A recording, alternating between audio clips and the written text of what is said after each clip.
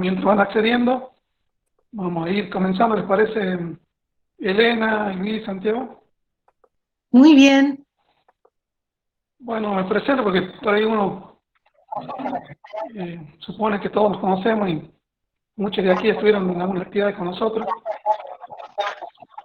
Soy el doctor Jorge López, responsable de UTS, y hoy tengo el gran orgullo y honor de presentarlo a Luis Garay, que es uno de los mentores también y compañero del Instituto de Espacio de la Memoria, que hizo posible que hoy estemos hablando de Ruta X. Justamente este taller que hoy vamos a presentar y vamos a dar inicio, surgió de conversaciones con mi compañera también Silvana Suárez, de que lo escuchaba Luis Garay. Luis Garay siempre está en una posición muy crítica y muy reflexiva, y el año pasado en temas comenzamos una actividad de visibilización de Ruta S en contra del abuso sexual de la infancia, y Luis comenzó a plantear algunas cuestiones con respecto al folclore, a los mitos, a las leyendas, y luego Silvana comenzó a plantearme a mí, decir, que cómo podemos sistematizar, cómo podríamos ver. Digo, no sé si Luis hizo animal, porque así como lo ven y enseguida lo van a escuchar, es muy, muy tímido. Es un gran compañero de una historia de lucha, de militancia desde los años 60. Hemos presentado la propuesta de doctor honoris causa en la Universidad de Santiago del Estero en su reconocimiento por la lucha de los derechos humanos. De modo que es alguien que conoce lo que vamos a hablar hoy desde adentro, desde, como decimos, o como se dice vulgarmente, desde los territorios. A los fines meramente formales, nada más, que a Luisín tampoco le gusta, le voy a presentar algo de su currículum, de su data. ¿Sí, Luisín? ¿Luisín me escucha? Bueno, Luisín, entre el 84, a la vuelta a la democracia, hasta el 2015, fue secretario del Instituto de Lingüística, Folclore y Arqueología, dependiente de la Facultad de Filosofía y Letras de la Universidad Nacional de Tucumán, y actualmente dependiente de la Facultad de Humanidades de la Universidad Nacional de Santiago del Estero. También ocupó el cargo de restaurador y conservador del Museo Histórico de la provincia, doctor Oreste Di Lulo. Entre 1992 y el 2008 fue jefe de trabajo práctico y posteriormente del año 1998 profesor adjunto hasta el 2008 de la Cátedra Teoría de los Sistemas. En el 95 fue miembro ad honorem de la Junta de Conservación de Sitios y Monumentos Históricos de la ciudad, dependiente de la Municipalidad de Santiago del Estero. Seguramente a Elena le va a gustar toda esta parte, digamos, que tiene que ver con las cuestiones del museo y las cuestiones arqueológicas, antropológicas.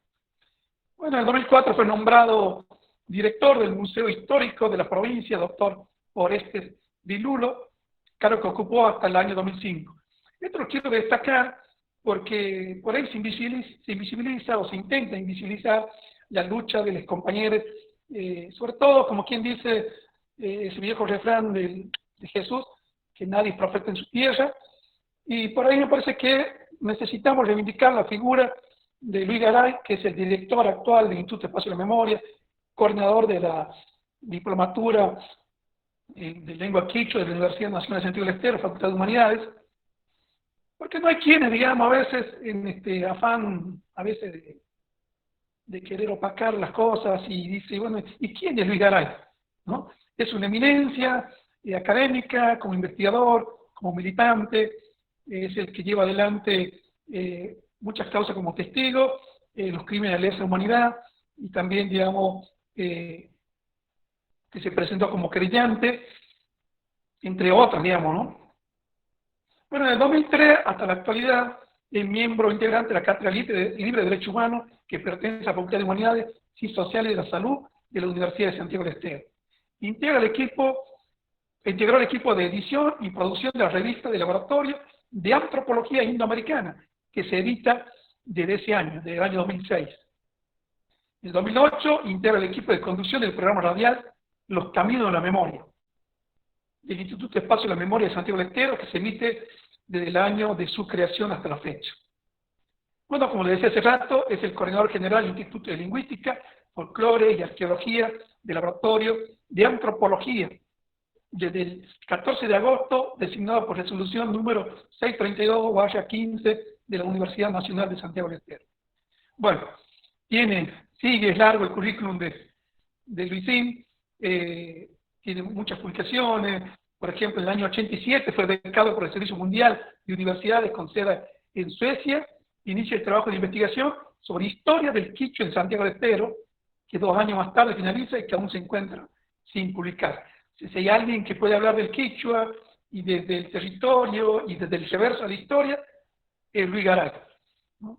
Y esto hay que plantearlo y decirlo así, y permítanme que me haga extenso esta presentación, porque no dejo de emocionarme, y es digamos, muy sentido para nosotros, porque el equipo de educación, del área de educación del Instituto de Espacio de Memoria, donde está Iba Racedo y Gabriela Pallares, viene acompañando en territorio a Ruta S en distintas actividades, junto con Luis Garay. Y bueno, hoy me encuentro en la virtualidad, que es un desafío tanto para mí como para Luisín. Pero gracias al rectorado de la Universidad Nacional de Santiago del Estero y al decano de la Facultad de Humanidades y Sociales y de la Salud de la Universidad Nacional de Santiago del Estero, hoy es posible que estemos en este espacio, nos volvamos a encontrar y materialicemos aquello que mi compañera, la profesora Silvana Suárez, me insistió tanto. Hagamos un taller, decolonicemos, discutamos sobre estos mitos y leyendas y relatos folclóricos. Es un tema que tiene muchas aristas, que va a dar mucho para el debate. No queremos nosotros plantear ninguna verdad, ni queremos, digamos, tampoco tener una visión iluminista, muy lejos de todo eso, sino que es un taller. Y como taller está abierto a todo lo que ustedes quieran proponer, quieran discutir, conversar, construir, y espero que este sea el primer taller y lo continuemos, como lo estamos haciendo hoy con la compañera Elena Bossi, doctora en letras de la Universidad Nacional de Jujuy, escritora, ensayista, teatrista, actriz no, Elena, ¿no? Bueno, Elena también tiene un currículum No, muy soy extenso. dramaturga, no me subo al escenario de ninguna manera. Mirá, me hice una dramaturga y ahí, hoy, Dios, por decir así, vulgar de mi abuela, me ha juntado, el diablo, no sé. Bueno, el compañero Santiago Melián, que es un compañero que venimos trabajando en la militancia de la diversidad hace muchos años, nos conocimos también en territorio, quien vivía allá en territorio bonaerense, después en Jujuy, es maestro de La Pampa, de Jujuy, docente de joven y adulto, y desarrolla labor pedagógica en comunidades vulnerables hace 15 años. Con él estuvo en muchas actividades de la diversidad, Luisín Garay también, en Ruta S, siempre nos hemos cruzado lo que hoy, o lo que ya venía llamando Angela Davis hace muchos años, la interseccionalidad, ¿no? Esta propuesta de hacer trabajos no aislados, sino articulados, y bueno, la opción que hemos tomado nosotros, Luisín, por tu insistencia, del territorio. Bueno, si se conecta el compañero y colega Maximiliano Mamani, de Tilcara, Jujuy, lo estaremos presentando, y si no, vamos iniciando, ¿qué les parece?, con las reflexiones del director del Instituto de Espacio de Memoria y del coordinador de la diplomatura en lengua quichua de la Universidad Nacional de Santiago del Estero, el señor Luis Garay. Buenas tardes, Luis.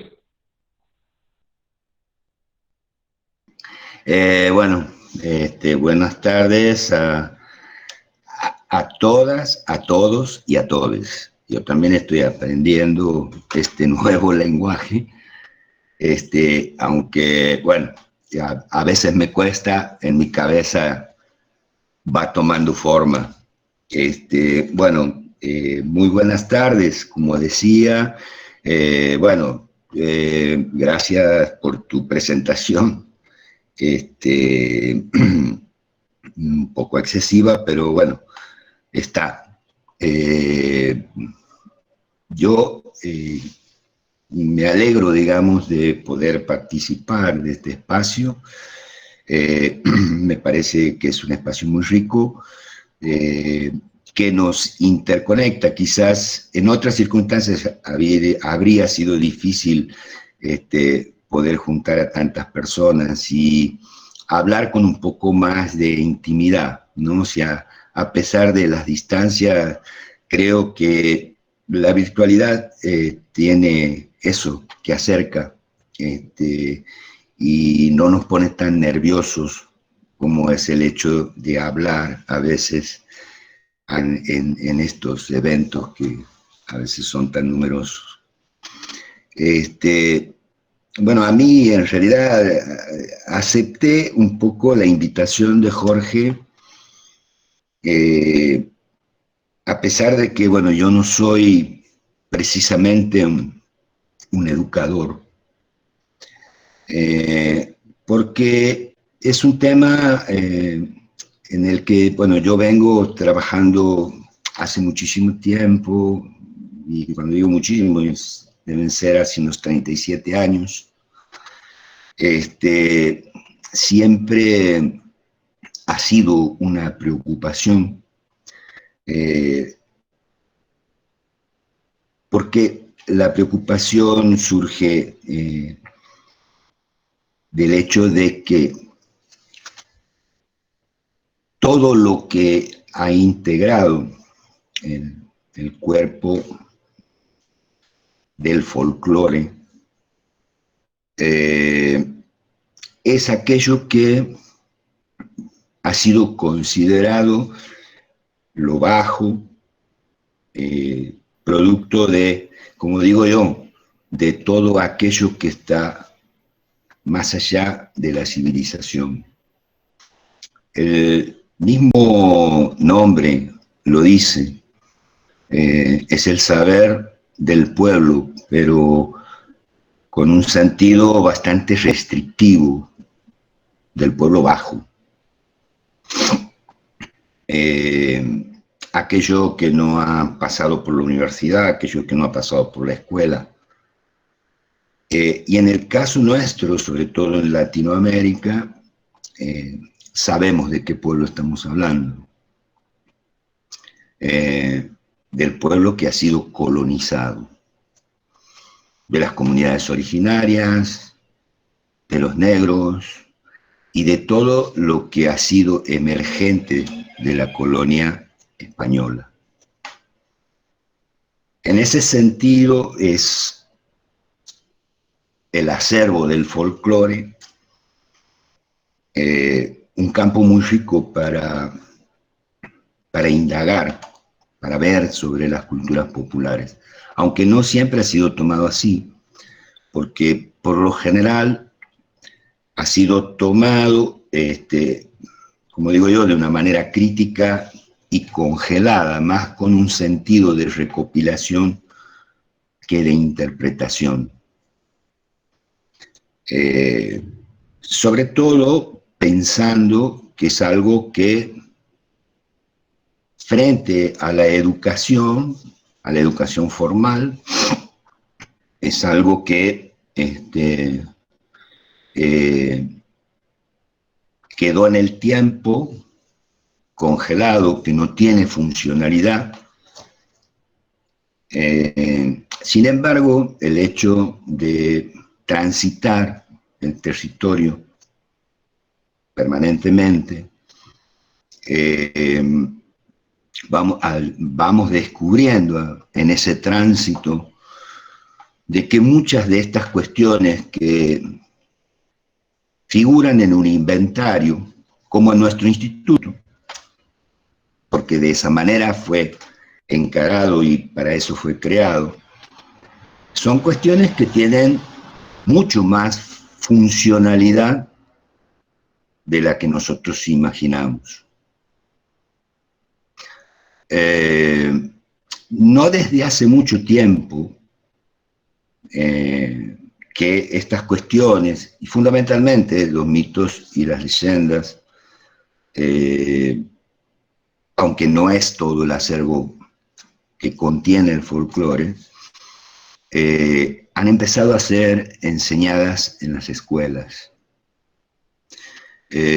Fundamentalmente a partir de los años 90, con las políticas de regionalización de la reforma educativa, pero de una manera totalmente acrítica. Es decir, tomamos esta cantidad de elementos que se encuentran clasificados, ordenados, transcriptos, y los transmitimos de esa manera, como si fuera a dar sustancia a una especie de regionalización o carácter a una determinada región, que es cierto, porque es característico, pero sin ver que muchos de esos mitos y relatos, que además tienen cierta funcionalidad en nuestra sociedad, representan un relato acuñado y que contiene elementos que van en un contrasentido a veces a las luchas que también, junto con todo este proceso, han ido surgiendo. Fundamentalmente, las cuestiones de género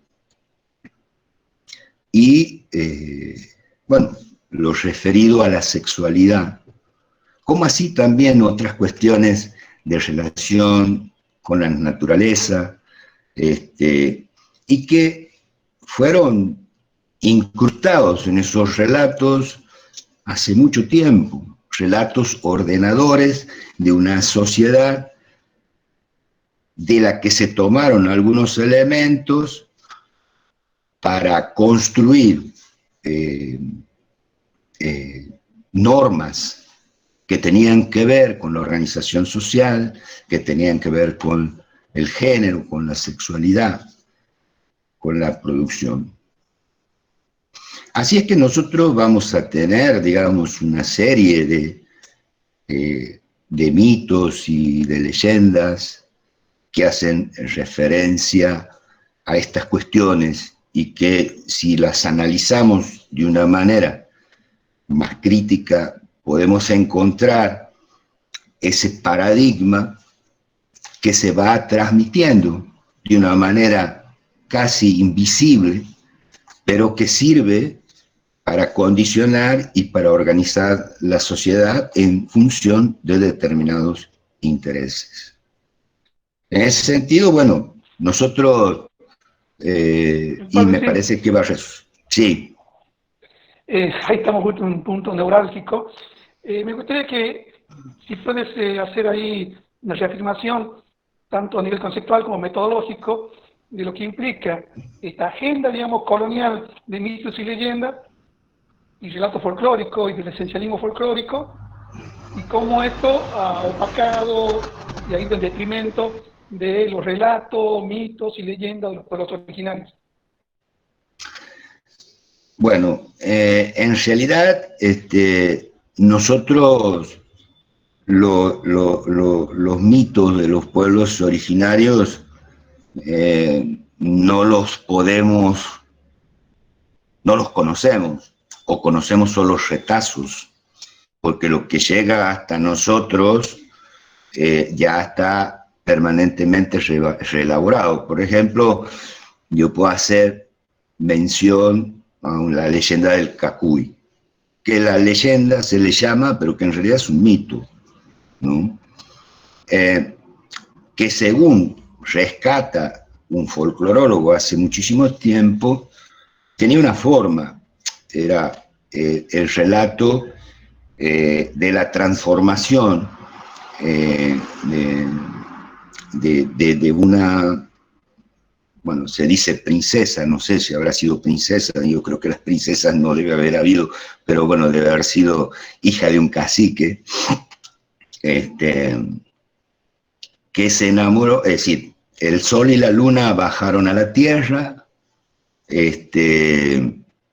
eran hombres, es decir, no hay una distinción es el sol y la luna, eran los hombres,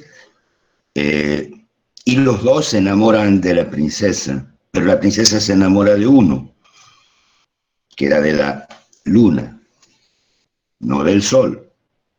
Pero el sol engaña a la luna y se queda con la princesa. Cuando la princesa se da cuenta que no es la persona que ella quiere, bueno, rechaza al sol y con pena el llanto la va transformando en pájaro.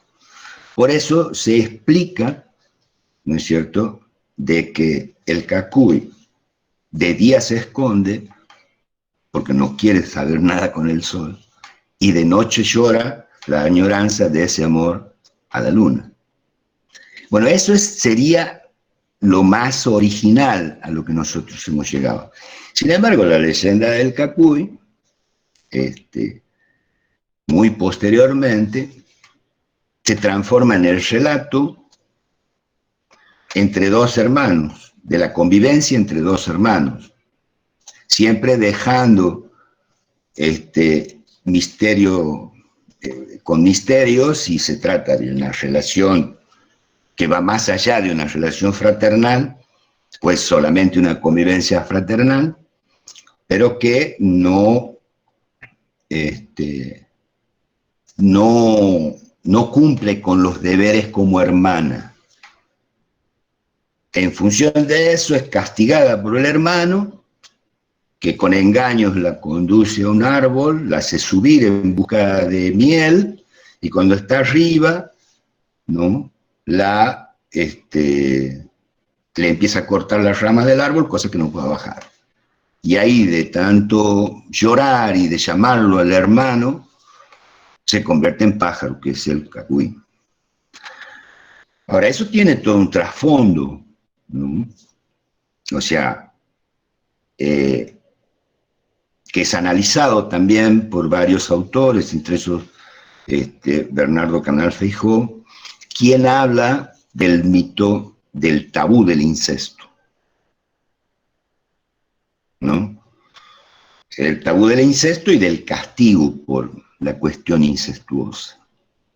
Ahora, nosotros podemos ver que en esa relación incestuosa, la que es condenada es la mujer, no el hombre, ¿no? Eso ya es un dato.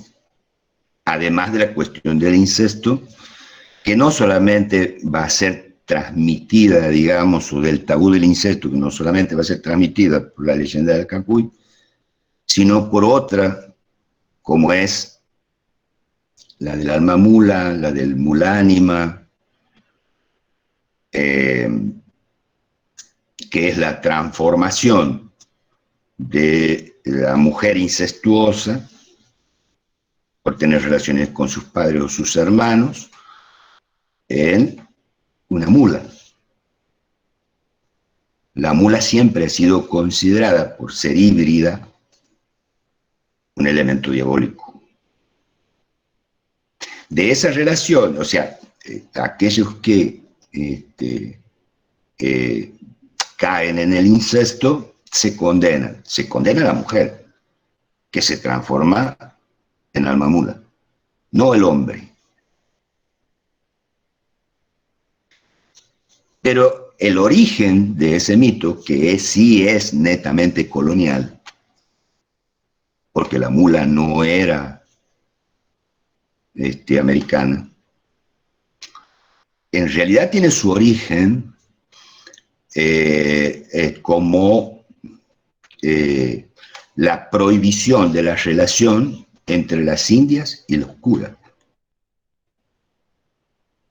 los evangelizadores, porque originariamente se llamaba mula frailera, que era el animal en el que se transformaba una vez que había accedido a tener relaciones carnales con el cura. O sea, apuntaba a prohibir, a dar un orden. Entonces, en ese sentido, yo lo que marco como fundamental es con las nuevas miradas, ver de qué manera nosotros al transmitir estos mitos y leyendas de una manera acrítica, totalmente congelada, reproducimos viejos sistemas coloniales en el que estamos de nuevo incrustando valores que, por otro lado, estamos tratando de, contra los cuales estamos luchando. Fundamentalmente. Disculpa, Luis. Sí, sí. Elena, ya vamos a volver con tu planteo que vos justamente Bien. querías hacer, cómo a través de la mito y leyenda planteamos una cuestión y que es contrario a los derechos que se plantea a nivel educativo, digamos, del sistema educativo.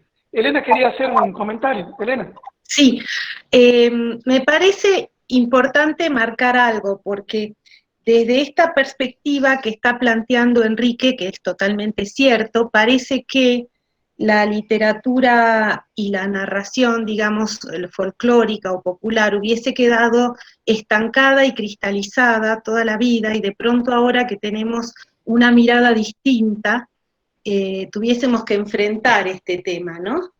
Y a mí me gustaría indicar dos cosas. Primero, que no es un problema, digamos que la manera de mirar el mundo y desde donde nos paramos cambie, no es un problema solo de la literatura popular, ¿no es cierto? Es un problema también de la literatura de autor. Basta leer el Martín Fierro y preguntarnos cómo hicimos alguna vez para imaginar que ese hombre pendenciero y racista podía ser nuestro héroe nacional, ¿no es cierto? Es decir, algunas cosas van cambiando, también para la literatura, digamos, que cuando nosotros leemos hoy en día, por ejemplo, a Conrad, y hay cosas que nos molestan, ¿verdad? En relación, por ejemplo, a los culíes que trabajan en los barcos. Entonces, digamos, primero que no es un problema único de la literatura popular, sino que esto está en todos los textos que generamos como sociedad, porque obviamente nos vamos parando y vamos cambiando las posiciones y las miradas. Y después otro tema, que no es que está cristalizada y de pronto se modifica. Yo voy a usar un ejemplo de Vladimir Prof de las raíces históricas del cuento, ¿no? Él narra la siguiente situación. Por ejemplo, estamos en una comunidad que necesita que el río abastezca sus cultivos, y entonces todos los años le parece que hay que hacer un sacrificio humano, y entonces busca a la chica más linda, o al niño, o a la niña que haya que sacrificar a ese río, a ese dragón, ¿sí? Y entonces, bueno, tenemos, supongamos, la hija del que dirige esa comunidad, ¿no? Entonces, imaginemos la princesa atada ahí para que el dragón se la coma, ¿sí? Ahora bien, llega un extranjero y encuentra a la chica atada y la desata y la salva, porque el extranjero no sabe qué hace ahí y le parece que corre peligro, lo cual es cierto. Entonces, en ese momento es el enemigo del pueblo, que podría recibir cualquier castigo porque pone en riesgo a una comunidad, puesto que ese sacrificio es lo que está, digamos, del cual depende el cultivo y la vida de esa comunidad más adelante. Pero entonces esa historia pasa y está el enemigo del pueblo. Ahora, cuando el sacrificio humano y el dragón pierden el valor que tenían en ese momento, esta historia narrativa se resignifica en la comunidad y se transforma en el valiente que salvó a la chica, que salvó a la princesa, y el que era enemigo del pueblo pasa a ser el héroe. O sea, toda la vida ha pasado lo mismo con el relato oral. El relato oral se va resignificando y va modificándose, igual que el relato de los autores que escriben en distintas épocas, así como ahora los escritores contemporáneos y las escritoras contemporáneas están empezando a preguntarse qué hacen, si ponen la E, si ponen la X, si usan una arroba, y empieza a verse también otro manejo de la escritura, pues si no, esto así no lo puedo plantear hoy ya no diría las cosas que dije ayer, ¿no? Esto que decía Enrique, estamos aprendiendo.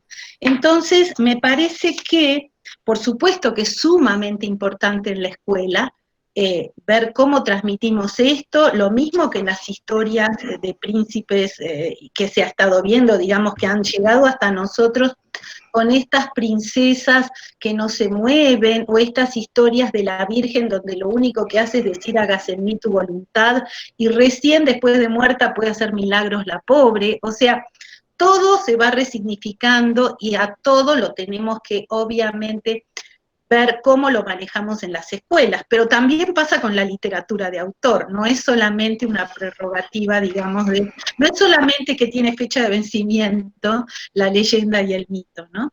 Y no es solamente hoy, quiero decir que este es un proceso que la literatura y la narración viene padeciendo de toda la vida, digamos, es lo natural, porque si no, estaríamos hablando de energías muertas, y en realidad son energías que están vivas, y entonces no quedan cristalizadas, sino que se están modificando permanentemente. Ahora, es lógico que en algún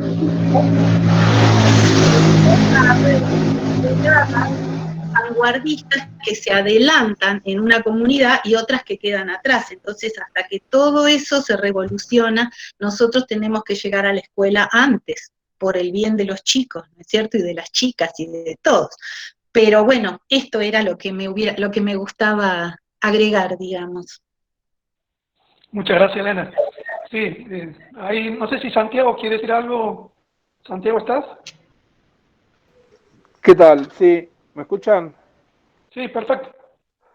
No, está bien, estoy siguiendo por el momento, pero obviamente hemos sido invitados por algo a compartir sobre estos temas y todos se van entrelazando, ¿no? Obviamente, podría empezar yo si quieren, pero querría que terminara Luis, sí. Bien, bien. No pensaba que querías plantear algo con respecto al tema este que decía sobre la escuela Luisini, que lo planteó también Elena. Ahí Elena ha sido un aporte, pero digamos, pensando esto, dio un ejemplo que seguramente Luisini va a decir algo con respecto a Martín Fierro, de todas las tecnologías, digamos, bélicas, de las cuales una de las primordiales siempre fue la literatura, o como decía el filósofo boliviano Tamayo, el lenguaje es una de las principales herramientas de dominación del imperio. Luisín, seguimos con vos. Luisín. Bueno, sí, me parece muy interesante el aporte. Yo creo que es así. El problema es, y a lo que yo me refiero específicamente, yo sé que es en prácticamente toda la literatura, la cultura es una cuestión dinámica. El problema no es tanto eso, sino la mirada que nosotros tenemos sobre esta particularidad, en el caso de los relatos de mitos y leyendas, como así de toda concepción que nosotros tenemos sobre lo que es el folclore. Es decir, yo creo que el folclore tiene justamente un sesgo tradicionalista y conservador, por un lado, que tiene muchas dificultades para resignificarse, y visto desde el campo de los folclorólogos, para decirlo de alguna manera, se ha tendido a mirar justamente eso, como de tener una mirada congelada sobre estas cuestiones, no una mirada crítica y dinámica, cuando en realidad todo este movimiento cultural, incluso en aquellos sectores a los que hace referencia el folclore, pero nosotros tendemos a verlo de otra manera. Por eso los relatos se replican de esa manera en la enseñanza escolar, porque se tiene el concepto de que ese conjunto de elementos constituyen la raíz, ¿no? Si la raíz de un proceso, yo en realidad lo veo más como proceso y lo veo como una cuestión, y veo la cultura como una cuestión dinámica que se va transformando. Ahora, tengo entendido y creo que al folclore o a la mirada folclórica sobre esos hechos le cuesta, ¿no? Y el problema es que cuánto de eso hay, cuánto de colonialidad hay en esos relatos y de qué manera se van reiterando y de qué manera se van repitiendo, ¿no? Sin que de alguna manera ese proceso vaya produciendo las transformaciones que por un lado nosotros, por las que luchamos nosotros, que bueno, generalmente no se ven, ¿no? También ha habido toda una corriente muy esencialista en ese sentido, que respeta de alguna manera la mirada del pueblo sobre determinados hechos o sobre determinados fenómenos y tiene ciertas dificultades para intervenir.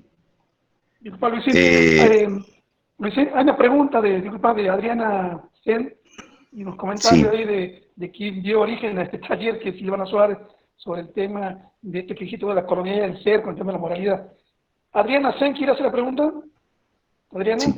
Sí, acá estoy. Buenas tardes a todos. Sí, me quedé pensando en dos cuestiones.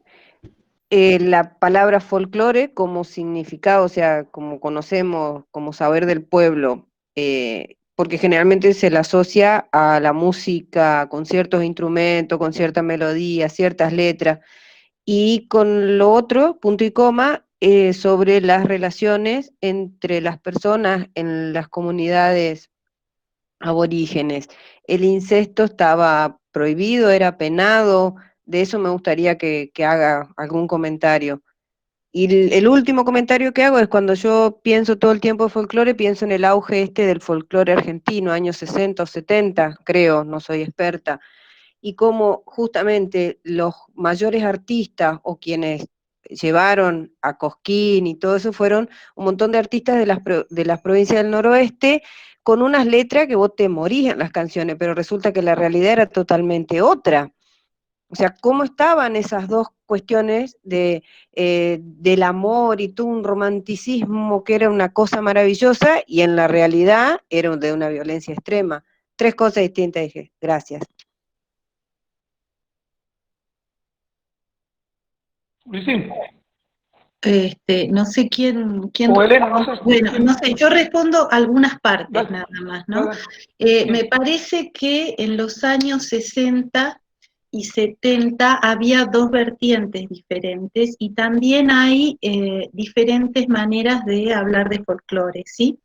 Porque al mismo tiempo que existía esto, no sé, suponete los nocheros, no sé, o que cantan estas cosas, había una Mercedes Sosa comprometida desde otro lugar, ¿no? O sea, y la lucha ideológica que plantearon muchos cantantes del folclore de las distintas provincias fue muy fuerte. Pensemos incluso en Cafrune, pensemos, digamos, hay una gran combatividad justamente allí.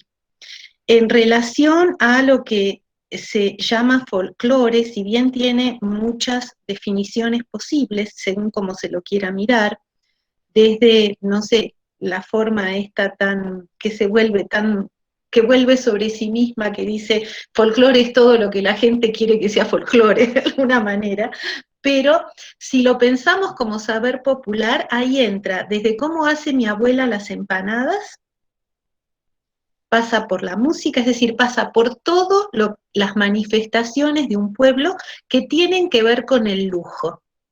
Y cuando digo lujo, estoy pensándolo en términos de Bataille como cualquier cosa que no sea pura supervivencia. Nosotros, los seres humanos, no somos como los animales en el sentido de que nos conformamos con comer, reproducirnos y tener una cueva. Los seres humanos necesitamos el lujo, necesitamos leer, necesitamos decorar nuestra comida con algo, ponerle una hierba, respirar el aroma de un perfume, y ese lujo entiéndase que cuando digo lujo, estoy hablando de todo aquello que excede y que nosotros necesitamos para vivir, porque forma parte de nuestro erotismo, de nuestra manera de comunicarnos, ¿sí? Hasta en las relaciones sexuales. No lo hacemos solo para reproducirnos porque estamos en celo, sino que las decoramos también, ¿sí? Y jugamos y nos divertimos. Entonces, todo eso es lujo y todo eso es cultura. Todo lo que excede la mera supervivencia básica ya tiene que ver con la cultura. Y entonces ahí estaría el saber popular. Ahora, claramente, como decía Luis Garay, hay aspectos de este saber popular que puede ser despreciado por ciertos grupos que creen que tendría que imponer otro más importante, ¿no?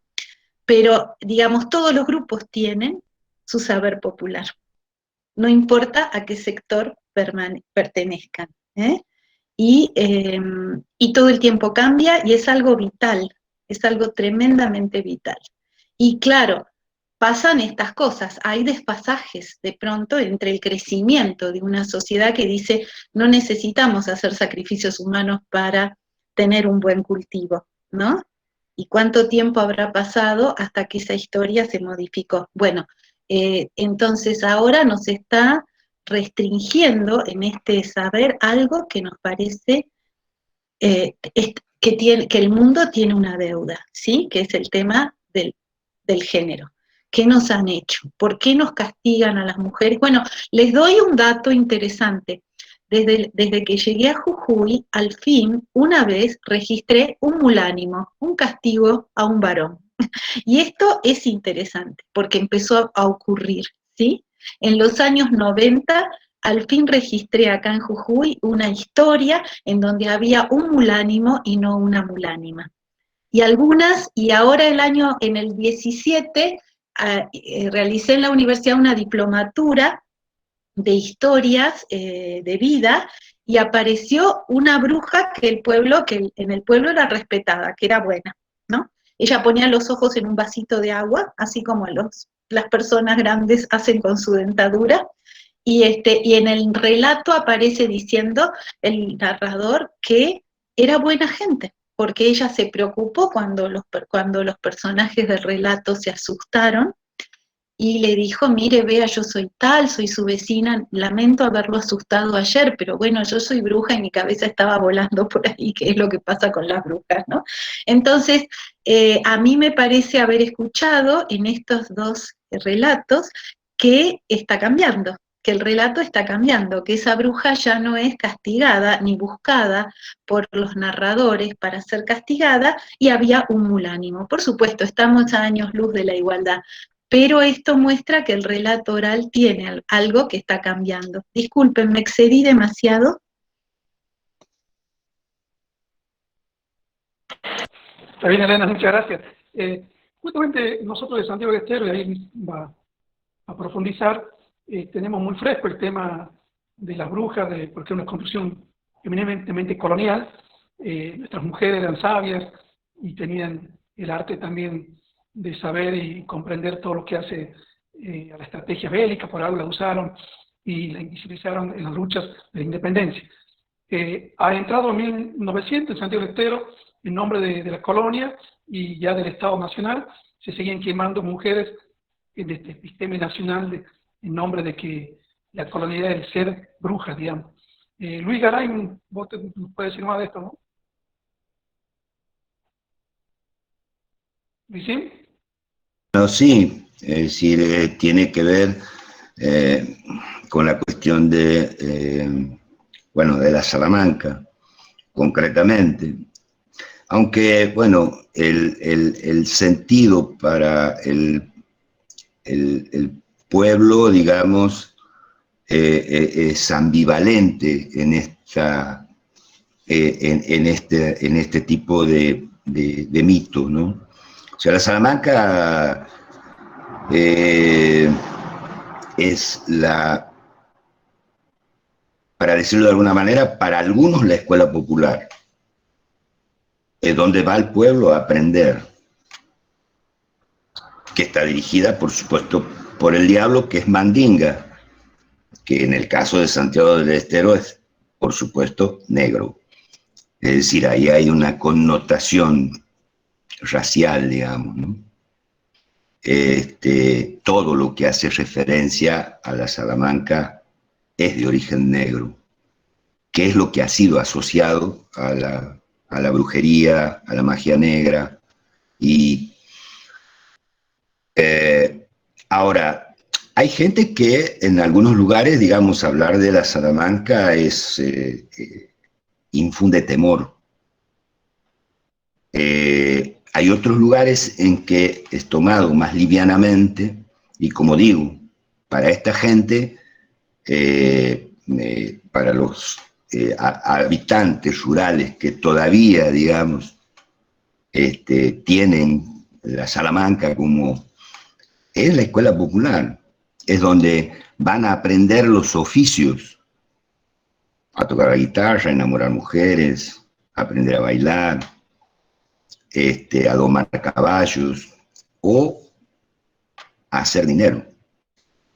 De alguna manera, la Salamanca sirve para explicar la riqueza o la diferencia por riqueza de algunos, y es justamente por el trato con el diablo. Ahora, ¿qué es lo que se condena en la Salamanca? La desnudez, la orgía.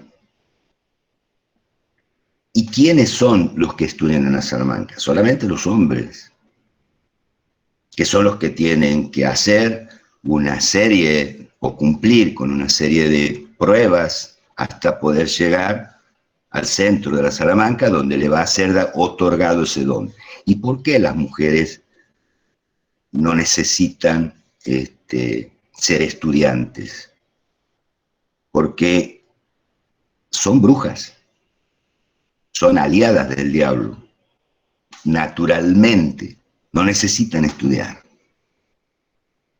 Son las que normalmente participan de esas orgías, la desnudez, el exceso, la lascivia, ¿no? Que pienso de que en algún momento, bueno, fue instaurada, digamos, o creada como un ordenador social, todo aquello que va a ser condenado. ¿Y cuál es el origen de ese mal? ¿No? El diablo, Mandinga, las mujeres. Ese es el relato tradicional, que por supuesto sigue teniendo vigencia y sigue teniendo funcionalidad en nuestra sociedad, sobre todo en el ámbito rural. No es algo que pasó o que está escrito en un libro y quedó congelado. A eso también me refiero, es decir, de qué manera el folclore como objeto de estudio es transicional y es conservador, y se lo transmite de una manera... Sí.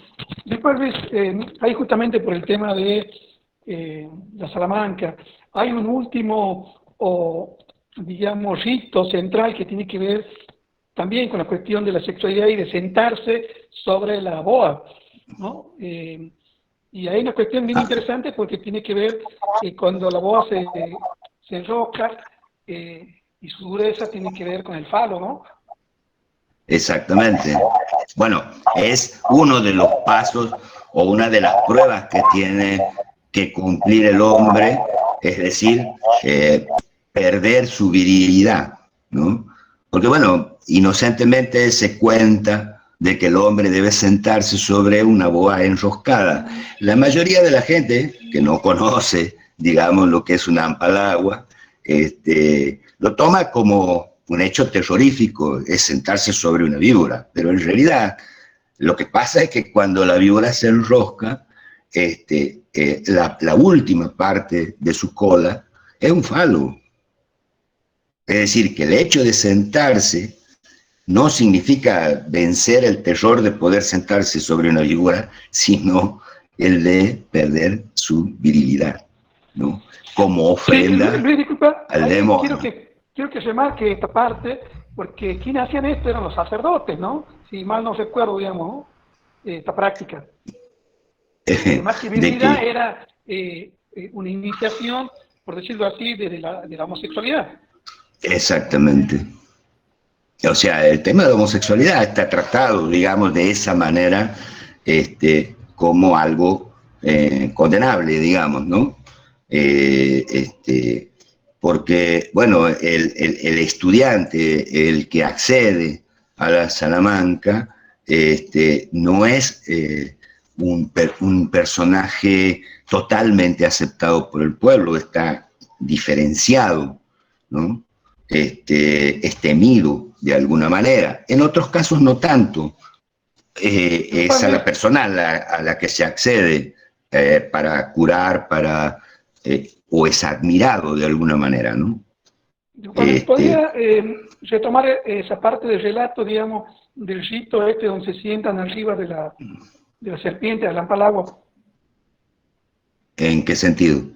Porque preguntan, Adriana está preguntando que se tome, digamos, otra parte de este rito, digamos, cuando en la Salamanca, que es sentarse encima de la serpiente. Bueno, esa es una de las pruebas, ¿no? O sea, el ingreso a la Salamanca, en un principio, digamos, tiene que ver con la abominación de la Virgen o del Cristo, que es colocado boca abajo, que es abominado, digamos, por quien ingresa a la Salamanca. El segundo paso es esta cuestión de despojarse de toda la ropa, es decir, la desnudez, ¿no? Bueno, otro... Tenemos en cuenta, que esto es en contrapunto, justamente porque aquí en el pueblo originario se convivía, digamos, por decir así, con la serpiente como animales domésticos, y desde Occidente, de la conquista y la colonialidad esta judío-cristiana, la serpiente representa el mal, el demonio. Bueno, todas las imágenes religiosas, sobre todo las de las vírgenes, por lo general, no sé si ustedes han tenido posibilidad, digamos, de observar, en toda la imaginería colonial, por lo general están pisando una víbora, ¿no? Que es la representación del mal, que al contrario, en las comunidades originarias, por lo menos lo que nosotros tenemos sabido por los estudios arqueológicos, la víbora era un elemento central en toda su decoración. No sabemos por lo menos en el caso de Santiago del Estero, qué sentido tenía, porque no tenemos referencias documentales que nos permitan profundizar, digamos, en ese campo, pero sí sabemos que está representada de muchísimas maneras y era un elemento central, ¿no? En su decoración, por lo menos, o en su decoración religiosa. Mientras que... Ahí podemos tomar aquello de Marx, toda ausencia es presencia, y por qué la presencia en toda la iconografía colonial, ¿no? La pone en este lugar. Tendría que tener otro lugar, digamos, dentro o en el marco de la pueblo original. Elena quiere intervenir. ¿Elena? Sí, me parece que sería importante pensar o plantear este hecho de que los demonios, las cuevas, el tío, Supait, que todos estos personajes tienen, antes de ser unificados por la topadora del cristianismo en la conquista, diferentes características, y si bien ahora están, digamos, todos unificados bajo esta imagen un poco aburrida y unicista de un demonio cristiano, antes me parece que hay como una riqueza anterior que se nota en las diferencias de los relatos, porque los personajes de hecho no son los mismos, ¿no? Y no son y no responden, digamos, un tío no tiene nada que ver con este otro diablo, y la cueva, entonces me parece claro que ahí hay como una superposición, ¿no es cierto? Así como cuando el Imperio Romano adopta todo, pero al mismo tiempo los unifica, ¿no? Entonces seguro que todos estos personajes y estos demonios digamos, no es difícil pensar que los sapos y las víboras para un pueblo agricultor significa la abundancia y significa la abundancia y la riqueza en el cultivo, ¿no? Significa que va a haber mucha agua. Y claramente en la mitología hebrea esa víbora viene, bueno, ya aspectada de otra manera, ¿no? Y con su problema con la mujer también.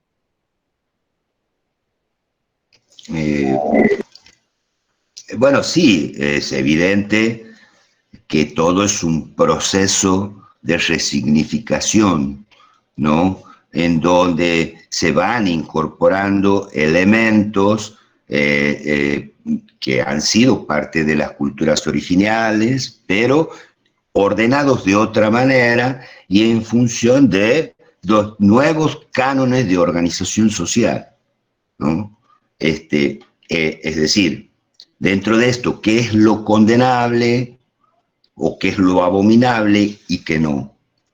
Porque también está la cuestión de cómo el pueblo ha ido tomando estas cuestiones. Por eso yo hacía referencia de que no en todos los casos, y sobre todo para algunos habitantes del interior, la Salamanca no es algo totalmente condenable. Incluso muchos folcloristas hacen honor o han hecho referencia, digamos, a hacen gala de su relación con la Salamanca. Hay algunos que han sido muy buenos folcloristas, bueno, el caso de Sixto Palavecino, él decía que, y la gente decía que él había aprendido a tocar el violín en la Salamanca, ¿no?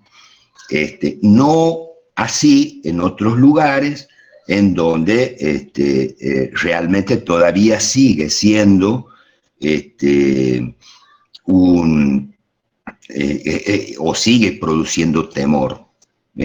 Hay un caso que yo levanté en uno de mis recorridos por el interior, en el cómo algunos cuatreros usaban la Salamanca para cometer sus tropelías sin problemas, digamos, ¿no? O sea, iban con la guitarra, el bombo, en la noche, en medio del monte, a carnear las vacas ajenas, porque sabían que nadie se iba a acercar, porque toda la gente tenía miedo, hasta que, bueno, en algún momento algún valiente lo descubrió y esa treta perdió efecto, pero es como para ver de qué manera esto funciona, ¿no? En la vida cotidiana, sobre todo en el ámbito rural, que es donde está mucho más reproducida esta cuestión. Bueno, no sé si alguien más quiere participar, el otro compañero, por ahí, total, después vamos haciendo o llegando a conclusiones. No, por ahí querría completar parte de la pregunta de la hermana que no se contestó, no la seguí. Preguntaba si el incesto en las comunidades, ¿no? Y es una de los caminos que hoy por ahí quería presentar un poco, ¿no? Como decía Elena, la moralidad cristiana ha tendido un manto, ¿no? Sobre lo que son los valores morales y culturales, y no solo la moralidad cristiana, sino también la cultura escrita. En el trabajo que uno hace en el territorio, se trata más bien de estar atento, de estar pendiente de una sensibilidad, y tal vez la cultura escrita a veces comulga con otros elementos, con otros compromisos, digamos, ¿no? Sin embargo, es muy fuerte las referencias bueno, el libro, ¿no? El libro por antonomasia, que es el que viene a homogeneizar todos los relatos o todas las leyendas, todos los mitos. Respondiendo puntualmente a la compañera que preguntaba, ¿y en las comunidades qué ¿qué pasaba con determinadas cuestiones que ahora estamos revisando, revisitando, resignificando? ¿Existía o no existía el patriarcado? ¿No? Es una gran pregunta, porque por ahí ponerse desde la posición del etnólogo, ¿no? o la observación participante, bueno, sería hacer juntar, o hacer unir mundos que vienen de diversas fuentes, ¿no? Un poco, no sé si me acompañará el internet o mis datos hasta el final, pero venía a hablar un poco de eso, ¿no? De la evidencia del trabajo en lo que es el territorio más próxima o más cercana.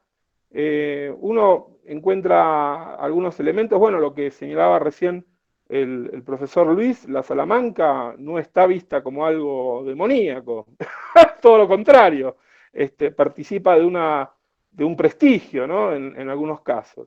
Es hablar de la Salamanca, por lo menos desde lo que es en lo superficial participa de cierto prestigio el tema de la Salamanca. Claro que al ser un punto de reunión uno fácilmente piensa que era aquello de lo que esta moralidad que se viene a implantar con la colonización debía ser evitado, ¿no? Entonces, desde ahí puede arrancar una Salamanca como algo, pero este maniqueísmo, que es el nombre que recibe, ¿no? Entre el bien y el mal, está lejos, ¿no? De existir en lo que es el mundo, por lo menos el mundo andino, que es de donde estoy hablando yo, estoy en Abrapampa. Sí, tal vez podríamos hablar de una multiplicidad, ¿no? Como nombraba recién Elena, una heterogeneidad de presencias, de energías. Bueno, también la cultura ahora, las metafísicas han venido un poco a hacer un poco lo que hizo la Iglesia en su momento, ahora hacerlo también con las culturas que tienen una fortaleza de por sí sin necesidad de mezclarlo, misturarla con otros, a pesar de toda la universalidad que hay. Y vuelvo otra vez al tema ¿había patriarcado? ¿No había patriarcado? ¿Había incesto en las comunidades? Yo no sé, si me recuerdan un poco, querría ponerles un videíto. ¿Cómo es? Presentar Sí, pantalla. Santiago, disculpa. Sí. La administradora, Janet Villalba, ya probó el video si va a funcionar. Así que te lo subimos ahora, ¿te parece? Dale, pongámoslo. Por favor, Janet, ¿subes el video? Igual, del Lucumar hay mucha tela para cortar, ¿eh? No solamente es un personaje masculino, sino que también el Lucumar es femenino. Sí, y realiza lo mismo que hace el hombre con la mujer, lo hace la mujer con el hombre. Es un animal que existe, de hecho, ¿no? Y tiene esa costumbre, rapta ganado, rapta, bueno, en la leyenda rapta humanos, y los atiende, los baña, los cuida. Una ucumar, sí. Sí, es tanto mujer como varón el ucumar, obviamente porque es una especie existente. Sí, y está en extinción, tal cual. ¿Podemos el video o no? Sí, estamos esperando. Santiago, ya Janet está Bueno, intentando. Temprano lo subió, no había podría problema. ir también ampliando un poco también el otro camino que hoy quería hablar un poquito, porque si bien la interculturalidad es un desafío y es un objetivo, lamentablemente uno lo que hace No, es una resignificación de epistemologías, un estudio epistemológico de lo que va atravesando, lo que va conociendo en la trayectoria de las comunidades. Decía, esta homogeneidad o este maniqueísmo que en algún momento se implanta, eh, eh, pertenece o viene de un rechazo, una resignificación de esa otra heterogeneidad o de esa otra multiplicidad de factores. Y con respecto a lo que tiene que ver con el bien y el mal, hay una lectura que es muy actual, ¿no? O sumamente existente, viva, ¿no? Que tiene que ver con esto de las fuerzas. Y hice un pequeño, así, rápido, un estudio Leyenda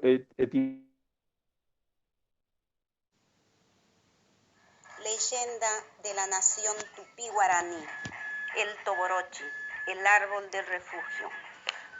Hace mucho tiempo, cuando los dioses vivían en la tierra como personas, los espíritus de la oscuridad, Aña, abusaban mucho de los primeros guaraníes, asesinaban a los hombres y se robaban a las mujeres.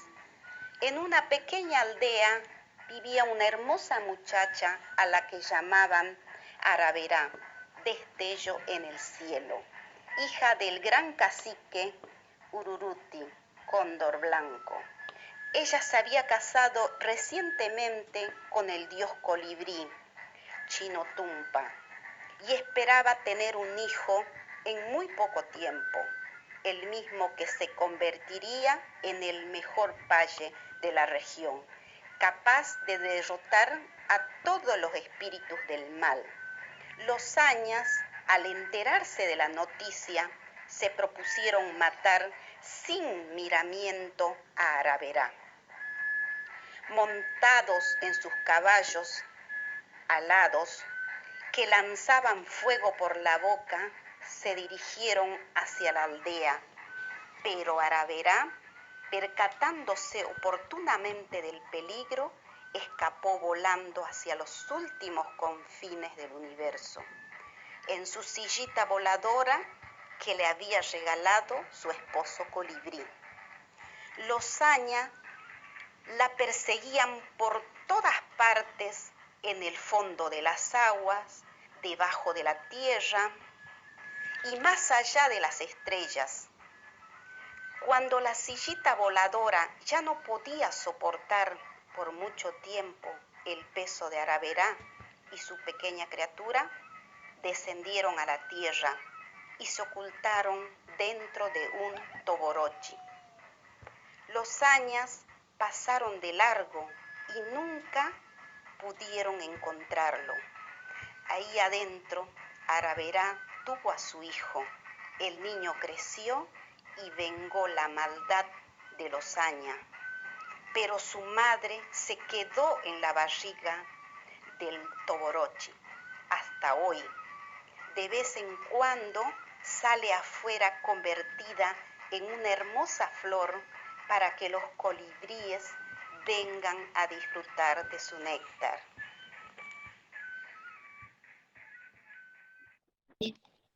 Ok, sí, apareció el ucumar porque, bueno, si bien es cierto que hay alguna ucumara también por ahí que secuestra, en general el que secuestra siempre es el ucumar macho, y secuestra chicas y las lleva a su cueva y las tiene ahí hasta que tiene un hijito, ¿no? Que es el uquito.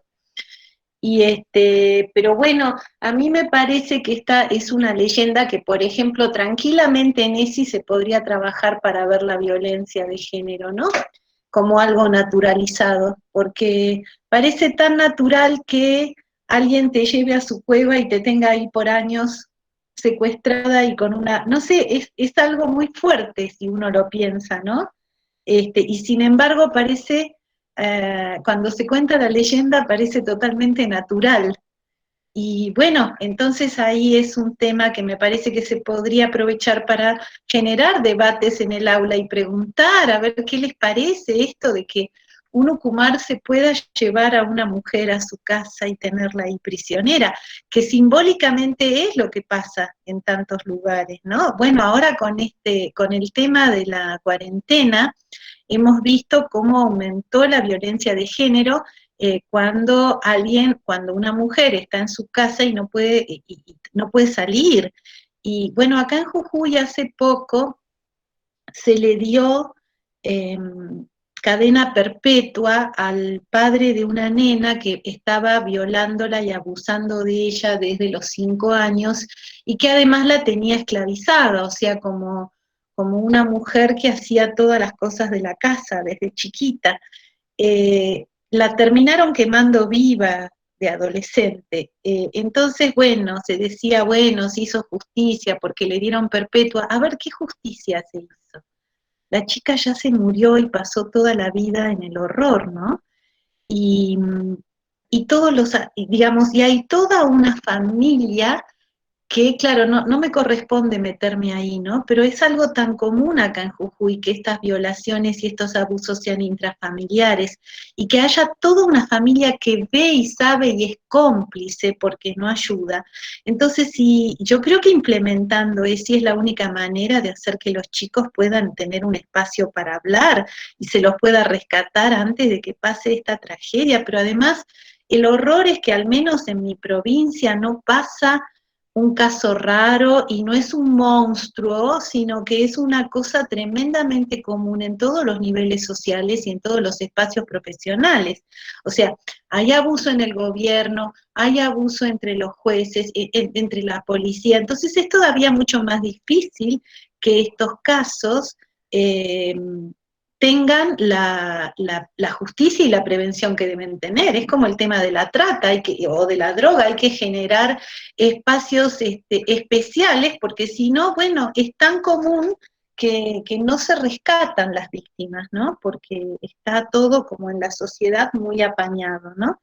Y desgraciadamente pasa en todas partes, acá pasa en las comunidades originarias y pasa entre los profesionales de cualquier profesión y pasa entre las clases más altas y entre las clases más despojadas. O sea, no hay un lugar que esté libre de abuso y de violencia.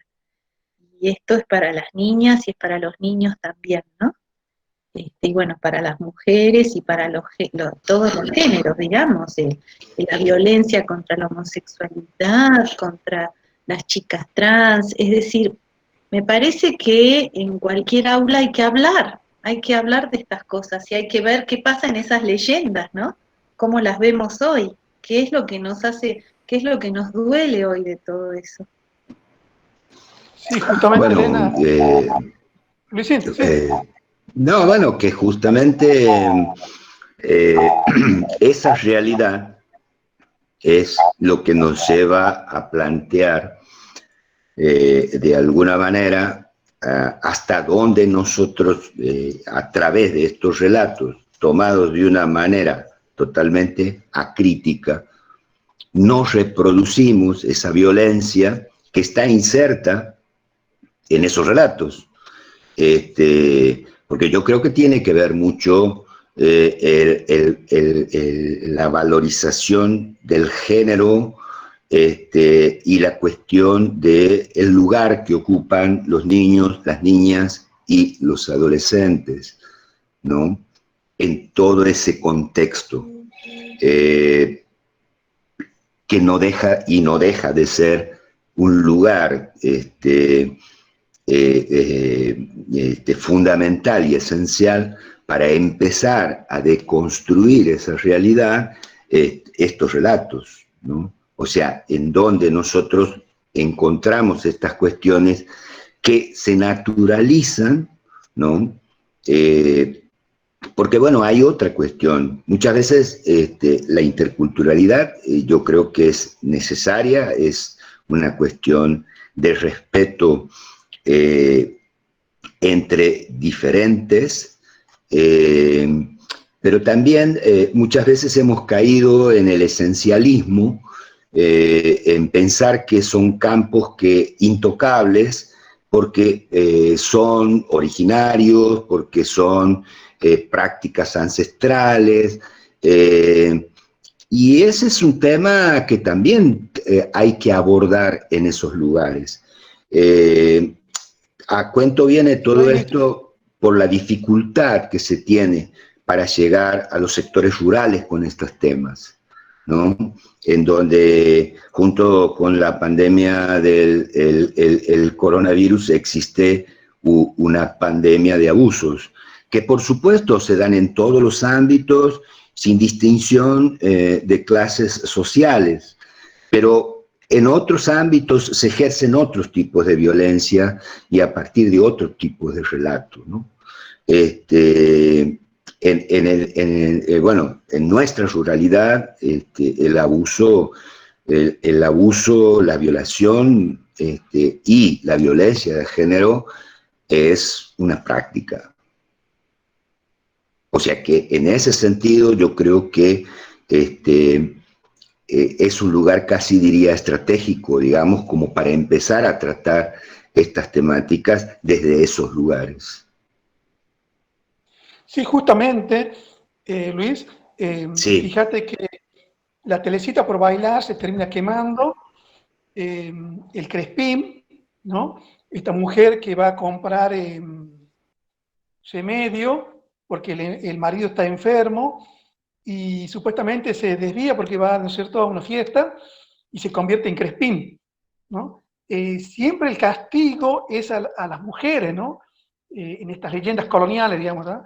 Por eso digo también darle una vuelta más y plantearlo desde un enfoque derecho, lo que se enseña, porque ahí lo planteaba Silvana Suárez y seguramente Elena lo conoce más, y cómo en la currícula, las leyendas y los mitos coloniales están presentados así como algo dogmático, algo incuestionable, y tienen un mensaje y tienen un contenido totalmente, digamos, patriarcal y en contra de las mujeres.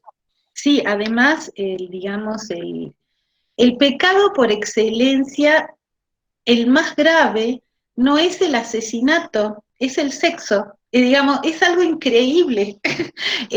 Para la mujer, lo peor que puede hacer una mujer no es matar, es disfrutar de su sexualidad. Y esto es tremendo, porque el castigo es si una mujer desea. Y ahí hay algo muy fuerte en todas las comunidades. Creo que si bien, digamos, aparentemente estos relatos están desprovistos, o si se los repite y se los reitera con una inocencia, entre comillas, y una criticidad, están desprovistos de ese contenido, ¿no? O sea, cuando en realidad uno de los contenidos más fuertes es el contenido de género en relación a la sexualidad, ¿no? Al goce, al placer de la mujer, fundamentalmente. Y en ese sentido han jugado un papel de ordenador, como decían en algún momento, de aplanadora, ¿no es cierto?, de una diversidad y una heterogeneidad que era la que era considerada de alguna manera como objeto de reforma a partir de la conquista española. Si nosotros releemos los relatos, por lo general, levantados por los jesuitas, que son los únicos que se tomaron el trabajo de recolectar, digamos, o de registrar algunas prácticas sociales de las comunidades originarias, nosotros vemos eso. O sea que el objeto de la evangelización era erradicar eso que era considerado, digamos, contrario a la ley divina y lo que los animalizaba de alguna manera. Por eso, si bien no dejan de tomar elementos de esas culturas, como, porque los jesuitas eran en ese sentido muy inteligentes, el principio ordenador es otro, cambia, y justamente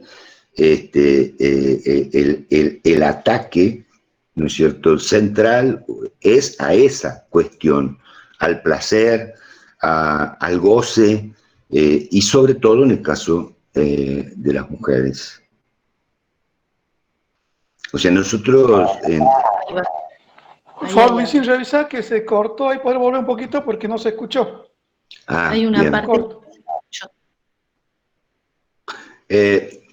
no sé desde dónde, pero a lo que me refería era fundamentalmente si nosotros releemos algunos de los testimonios levantados, digamos, o recopilados o registrados por los jesuitas en los primeros tiempos de la conquista española, porque bueno, son los únicos que de alguna manera se encargaron de registrar estas cuestiones, vamos a ver cómo ellos hacen referencia a las prácticas sociales de las comunidades originarias.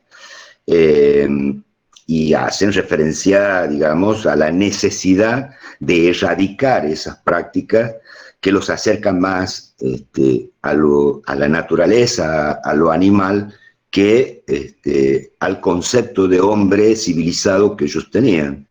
Y donde uno de los elementos centrales es esta cuestión de la sexualidad y de la necesidad de reordenar esa relación de las mujeres con su sexualidad. Por eso decía yo que en realidad en su práctica evangelizadora, que es una reducción de toda esa diversidad y heterogeneidad cultural de las comunidades originarias, se va a convertir en muchos de estos relatos que tienen las formas de mitos y de leyendas, que son de alguna manera aleccionadores, ¿no? Que aparentan no contener, es decir, yo creo que la sexualidad es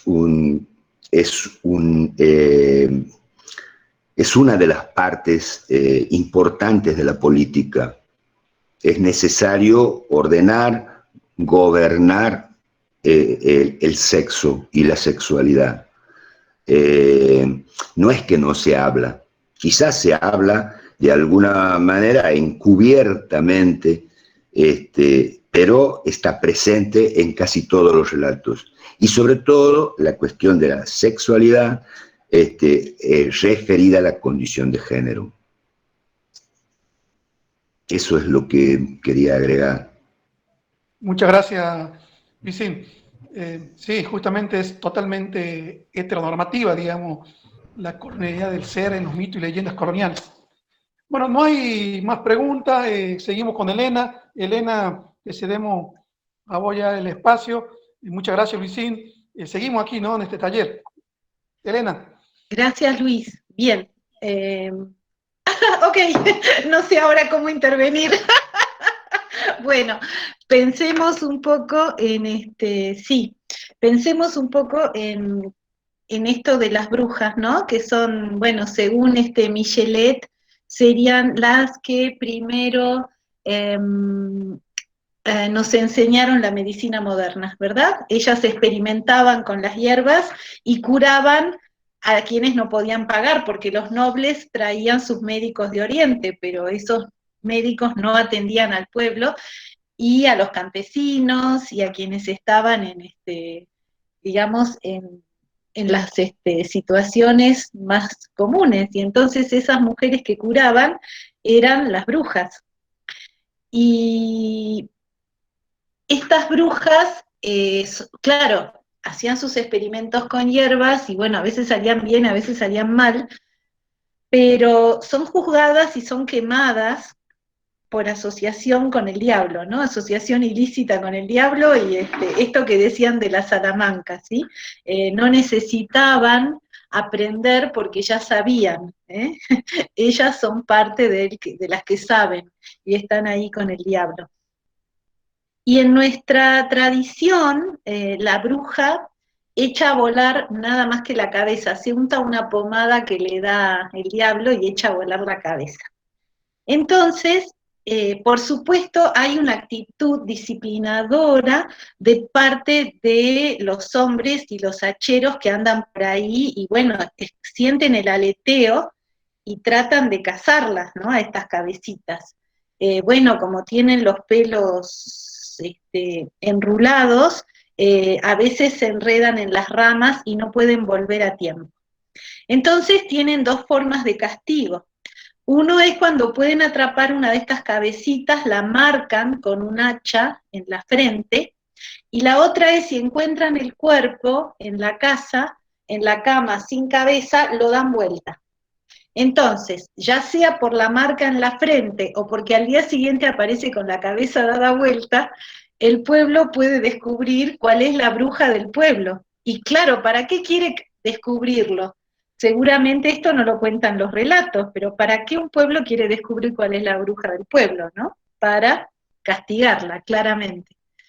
Y bueno, el último relato que encontré de brujas y que fue relevado en ese curso me sorprendió mucho porque los vecinos la encuentran, porque escuchan la cabecita gritar, que como es cotidiano en estas leyendas, estaban los pelos enredados en las ramas, y entonces la ayudan a desenredarse porque se dan cuenta, primero tienen miedo, pero después se acercan, ¿no? Y se pegan un susto bárbaro, pero se animan a soltarle los pelos, y el cuento, la narración termina con que al día siguiente la vecina va a verlos y a decirles a los vecinos que muchas gracias por haberla soltado y que lamentaba mucho haberlos asustado. Y los narradores dicen que era una muy buena vecina. Entonces, esta es la primera vez que escucho una leyenda. Bueno, esto también, una leyenda en donde la bruja no es castigada, sino al contrario, se acepta como que era una muy buena vecina que no los quería asustar, digamos, ella necesitaba sacar su cabeza a volar nomás.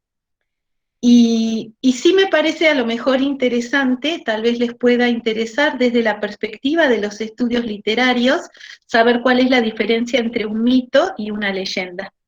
Porque aquí Luis acotó en un momento, no, bueno, esto de Cacuy es un mito, no es una leyenda, claro, pero hay muchas respuestas y muchas definiciones.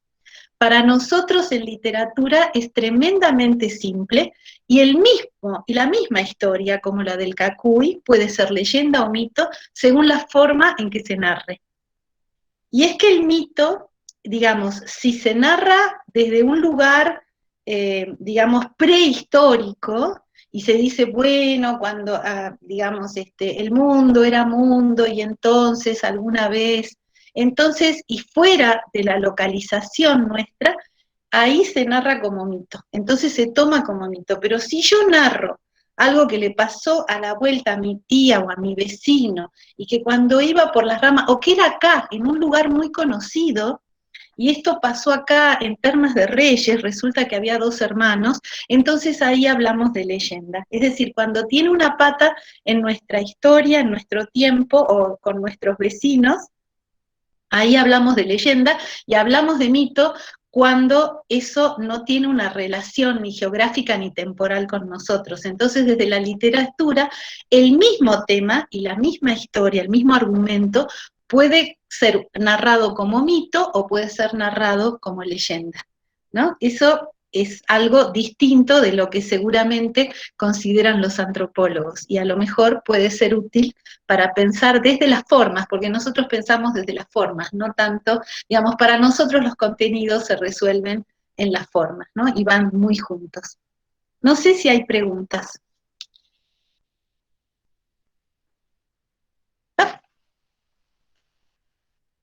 Y si hay algo más que les pueda interesar. Yo no soy educadora tampoco.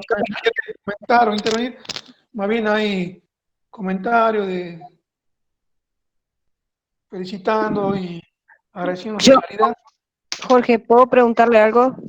Sí, Adriana, adelante. Sí, Elena, esto que usted dice de mito, justo tuve una discusión estos días, porque en muchos cuadernillos a nivel provincial y nacional, cuando hablas de ESI, aparecen mitos y prejuicios. Y digo, no son mitos, no es una palabra menor para usar. O sea, alguien más me ayuda o a alguien se le presentó esta discusión, puede decir, mito, la mujer tiene que hacer tal cosa. No es un mito, es o un prejuicio o es otra cosa, pero...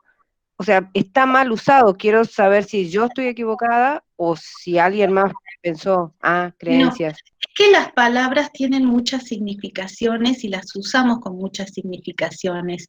Y no es lo mismo, por ejemplo, cuando yo hablo de significación, tengo muy clara la definición. Y no es lo mismo para mí significación que significado. Entonces, existen, digamos, dentro de cada profesión o círculo una jerga particular en que las palabras tienen su definición. Entonces a mí me decís mito y yo no lo asocio, ¿no es cierto?, con la superstición. Pero cuando uno dice de alguien que es un mitómano, está diciendo que ese alguien cuenta mentiras o dice muchas cosas que no son. Entonces ahí evidentemente, claro, el mito siempre es una ficción, pero entonces lo tomamos como ficción.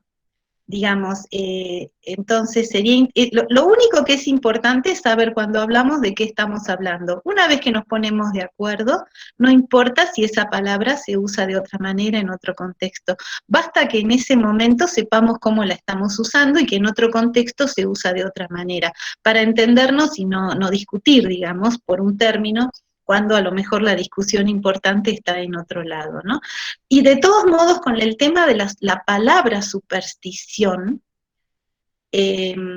también me parece que hay que ser cuidadosos, porque cuando nosotros decimos que algo es una superstición, hay alguien que está evaluando un texto y poniendo sobre ese texto un velo de desconfianza, y ya está diciendo esto. Entonces, suelo ser muy respetuosa con esto, porque claramente cada contexto y cada persona tiene un mundo de creencias. Y entonces, si yo digo que esta persona me dice, no, la Virgen me agarró la mano, y yo digo, bueno, ella tiene la superstición de que la Virgen le agarra la mano para defenderse, puedo estar ofendiendo un determinado grupo de creencias en un lugar. Ahora, hablar de mitos y leyendas no hace falta ponerle encima la palabra superstición, porque todos los pueblos tienen mitos. Están los mitos hebreos, ya sabemos, ¿no? El paraíso, la primera mujer que fue Lilith, después la segunda que fue Eva. Entonces, bueno, sabemos que esos son los mitos hebreos, sabemos que están los mitos griegos con otras historias, y bueno, pero son historias que narran de alguna manera las creencias de un pueblo, ¿eh? Entonces, ahí podemos hablar de literatura sin enojarnos. Y la ficción nos pone contentos porque siempre sabemos que en una ficción hay mucha verdad. Hay más verdad a veces que en lo que decimos, en lo que llamamos realidad. Adriana, ¿te contesté? Sí, Elena, muchas gracias. Sí, sí. Bueno, vamos a ir cerrando este taller que surgió en la ruta, ¿no? En Ruta ESI, yendo con Silvana Suárez, Luis Garay, charlando sobre las cuestiones de mito y leyenda, y nos sumamos aquí a la enriquecedora y tan fresca que es Elena, parece que tiene todo ahí al toque. Realmente me emociona y me alegra mucho. Gracias. Este taller que tiene mucha vida, tiene mucho fuerza de resistencia también desde el reverso de la historia. En honor, digamos, a nuestros pueblos originarios, masacrados, invisibilizados, silenciados, ¿no? A millones de mujeres que, si bien es cierto, se visibilizan ahora por la lucha de la independencia, pero se les invisibiliza y parece ser que no existieron y siempre existieron, y se las usó en las líneas de fuego, al igual que la población negra y a los pueblos originarios. Bueno, Luis Garay sabe mucho más que nadie de esto. Bueno, le dejo a Elena, a Luisín, para que vamos cerrando. Muchas gracias a todos. Luisín, Elena. Muchísimas gracias, ha sido un placer estar aquí. Gracias por la invitación, muy honrada de compartir con Santiago y con el profesor Luis Garay. Ha sido encantador escucharlos. Muchísimas gracias. Y bueno, encantada de participar. Qué grupo enorme, muchísima gente. Gracias a todos. Luisín, Luis. Sí. Bueno, por mi lado también agradecer mucho la posibilidad de participar desde nuestros lugares, de haber compartido, bueno, con Elena, con Santiago y con todo el resto. Esto que, bueno, más que saberes son preocupaciones, y que me parece que sobre los que tenemos que poner el acento siempre en busca de más igualdad y más justicia, y para el bienestar de toda nuestra población, ¿no? Que a lo largo de la historia viene bastante apaleada, digamos. Así que, bueno, desde ese lugar y pensando en que esto abre muchos espacios y más que certezas, muchas dudas, pero que nos incita a seguir trabajando en este camino. Los saludo a todos, a todas, a todes y les agradezco la posibilidad de participar. Desde Santiago, un abrazo a todos. Muchas gracias, Luisín. Muchas gracias, Elena. Y seguimos nuestra ruta ESI por más posibles. Muchas gracias a todos. Bien.